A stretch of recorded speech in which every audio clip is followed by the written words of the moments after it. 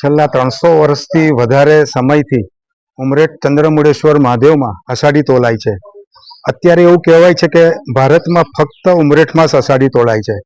અને આ વર્ષની અષાઢી એવો વર્તારો દર્શાવે છે કે પાછો તો વરસાદ પડશે અને શિયાળુ પાક ઘણો સરસ થશે. એટલે 14 આની વર્ષ ગણાશે આ અષાઢીનું.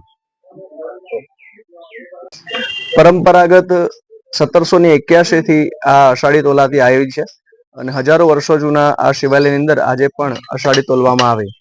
ગઈકાલે કે ગુરુ પૂર્ણિમાના દિવસે 10 ધાન્ય ગોખમાં મૂકવામાં આવ્યા, ત્યારબાદ આજે ફરી તોલવામાં આવ્યા. એ ધાન્યમાં વધઘટ થઈ છે. આમ એકંદરે કહેવાય કે વર્ષ 16 આની જેવું કહી શકાય અને ખૂબ જ સારું વર્ષ છે. પાછોતરો વરસાદ છે, શિયાળુ પાક પણ ખૂબ જ સારો છે.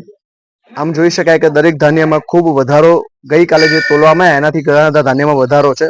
ઘઉં 7 વધારે છે, તલ 36 વધારે છે, અડદ સમધારણ છે, મગ 5 વધારે છે, કપાસ 2 વધારે છે, બાજરી અડધી ઓછી છે, માટી 1 રતી ઓછી છે, ડાંગર 2 ઓછી છે, જુવાર સમધારણ છે અને ચણા 1 વધારે છે.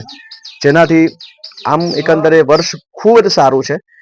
માટી અડધી રતી ઓછી છે એટલે એવું કહી શકાય કે કુદરતી હોનારતો થવાની શક્યતાઓ પ્રબળ છે.